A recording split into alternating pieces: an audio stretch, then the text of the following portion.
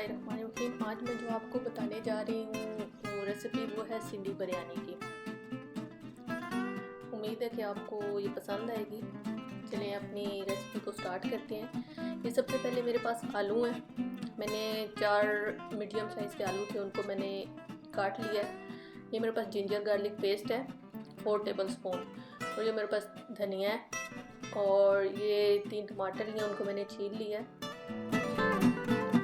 ये मैंने टमाटर काट लिए हैं और ये गार्निशिंग के लिए इस्तेमाल होंगे। ये मैंने 3 मीडियम साइज़ के प्याज थे, उनको मैंने काट लिया है। ये लेमन और हरी मिर्चें हैं,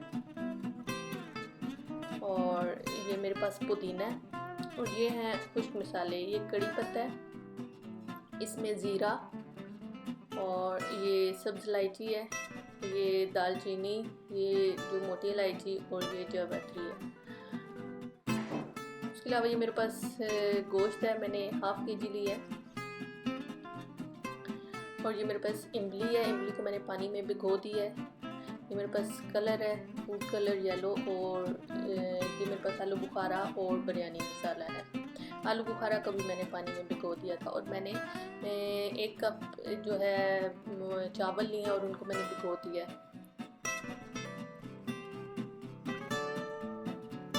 अब ये मैंने पानी बॉईल होने के लिए रखा है, और इसमें हम डालेंगे आलू।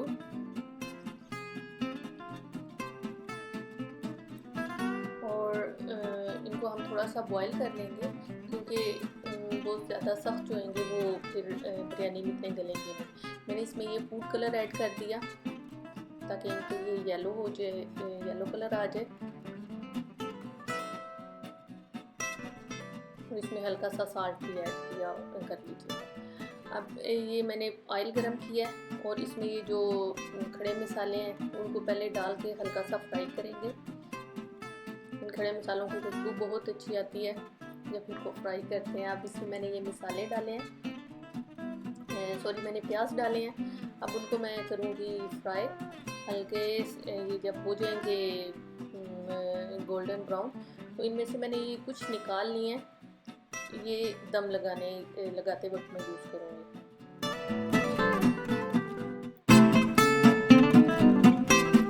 अब बाकी जो प्याज है उनमें मैंने गोश्त डाल दिया है। अब हम गोश्त को करेंगे फ्राई ताकि उसका कच्चापन दूर हो जाए। अब उसमें मैंने जब गोश्त फ्राई हो गया थोड़ा सा, तो उसमें मैंने जिंजर गार्लिक का पेस्ट जो है वो डाल दिया। और अब हम इसको थोड़ा सा और फ्राई करेंगे ताकि जिंजर गार्लिक पेस्ट के साथ जो गोश्त की स्मेल होती है वो ख़त्म हो जाती है। अब इसमें ये टमाटर ऐड किए हैं जो मैंने छील के रखे हुए थे, उनको मैंने काट लिया और वो उनको ऐड किया। अब हम इसको थोड़ी देर कवर कर देंगे ताकि टमाटर भी अपना पानी छोड़ते हैं, और गोश्त भी गल जाएगा और टमाटर भी जो है वो भी गल जाएंगे।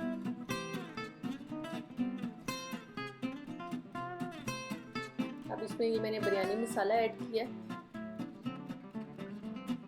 मैंने 3 टेबल स्पून लिया हुआ था बिरयानी मसाला, अगर आप चाहें तो ज़्यादा भी डाल सकते हैं। अब मैंने इसमें ये जो आलू बुखारा भिगो के रखा हुआ था वो मैंने ऐड किया है।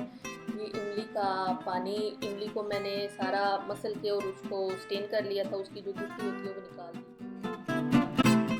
अब ये हमारा मसाला हो गया तैयार। अब हम चावल बॉईल कर लेते हैं। अभी मैंने ये सिंपल वाटर बॉईल किया, उसमें सिर्फ ऑयल और साल्ट डाल के, तो ये मैंने चावल बॉईल कर लिए हैं, और इनका वाटर जो है वो मैंने स्टेन कर दिया था। अभी हम दम लगाते हैं। तो सबसे पहले ये मैं चावल डालूंगी,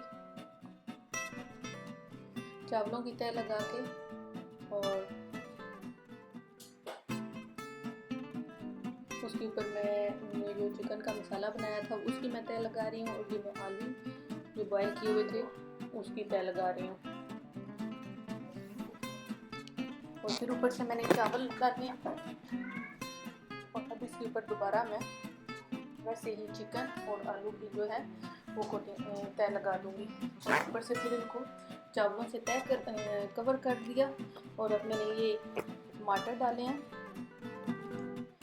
ये जो है मेरे पास मिंट था वो डाला है, और ये जो है धनिया, कटा हुआ था वो डाल दिया।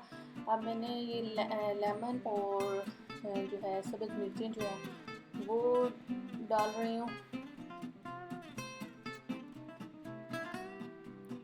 और ये जो मैंने प्याज फ्राई करके तो आधे निकाल लिए थे वो उससे इनको ऊपर से गार्निश किया, और ये फूड कलर पानी में मिक्स कर लिया मैंने, और इसके 2-3 ड्रॉप जो है वो मैंने डाल दिया। अब हमारी बिरयानी दम के लिए तैयार है। इसको हम 20 मिनट के लिए दम पे लगाएंगे, और फिर आपको मिलते हैं दम के बाद। अब हमारी बिरयानी को दम आ चुका है और बिरयानी हमारी तैयार है, तो अब हम इसको करते हैं डिश आउट।